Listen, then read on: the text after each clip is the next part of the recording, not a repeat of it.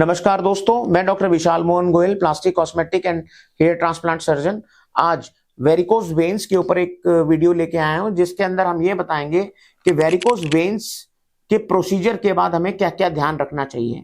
हमने इसी सीरीज में प्रीवियस 2 वीडियोस बनाए हुए हैं, जिसके अंदर पहली वीडियो में हमने बताया कि वेरिकोज वेन्स क्या होती हैं, उसके लक्षण क्या होते हैं या उससे क्या कॉम्प्लिकेशन हो सकती है।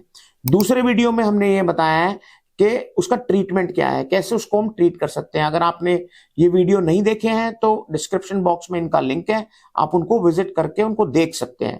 तो इस वीडियो में हम जानेंगे कि वेरिकोज वेन्स का हमने ट्रीटमेंट तो कर लिया है, लेजर द्वारा उसको बंद कर लिया है, तो अब क्या। दोस्तों, वेरिकोज वेन्स का ट्रीटमेंट लेजर द्वारा सबसे आधुनिकतम टेक्निक है, जिसके अंदर हम लेजर से एनर्जी डालकर, हीट एनर्जी डालकर उस पर्टिकुलर रक्त शिरा को, जिसको कि ग्रेट सेफेनस वेन बोलते हैं, हम बंद कर देते हैं। अब बंद करने के बाद इसके अंदर हम प्रोसीजर के बाद इमीडिएटली पेशेंट को मोबिलाइज कर लेते हैं, यानी चलने फिरने को कर लेते हैं। डाइट की इसमें कोई रिस्ट्रिक्शन नहीं होती।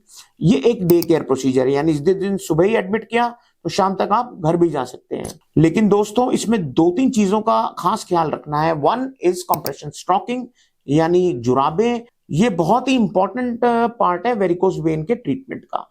दोस्तों, जो सुपरफिशियल वेन्स होती हैं, फुली होती हैं, हम उनको बंद कर देते हैं, तो बाहर से हमें एक एक्स्ट्रा सपोर्ट चाहिए होता है जो उस बंद वेन को बंद ही रखे। तो इसके लिए ग्रेजुएटेड कंप्रेशन स्टॉकिंग का प्रयोग किया जाता है। इसकी डिफरेंट क्लासेस होती हैं, क्लास 1, 2, 3, डिपेंडिंग अपॉन कि कितना प्रेशर है, 15 से 20, 22 से 30, और इस तरह से हम इसको। लेकिन 99% लोगों में हम लोग क्लास 2 का ही प्रयोग करते हैं, सो दैट पेशेंट का कंप्लायंस फैक्टर ठीक रहे और वो उसको लंबे समय तक पहन सके।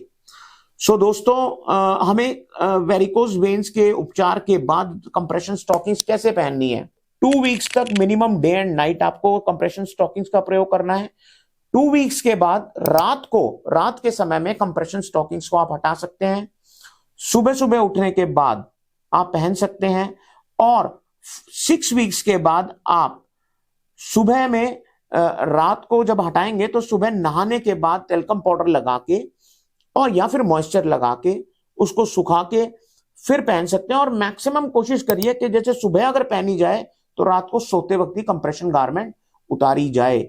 दूसरा एक इंपॉर्टेंट एस्पेक्ट है कि कंप्रेशन गारमेंट को हमें 2 पेयर्स लेने चाहिए, ताकि एक गंदा हो जाए तो हम उसको धो के सुखा सकें। इसे ठंडे पानी में और छांव में सुखाना चाहिए, ताकि ये जल्दी खराब ना हो, इसकी लाइफ बनी रहे। दूसरा, कंप्रेशन स्टॉकिंग्स हमें कब खरीदने होते हैं, जैसे ही आपको लगे कि एडिक्वेट प्रेशर नहीं आ रहा, वेयर एंड टियर हो रहा है, उसमें सुराख हो रहा है, तो फिर या 7-8 बार वो धुल चुकी है, तो उसको जल्दी से जल्दी चेंज कर लें, क्योंकि एक ढीले ढाले कंप्रेशन गारमेंट का कोई बेनिफिट नहीं होता है।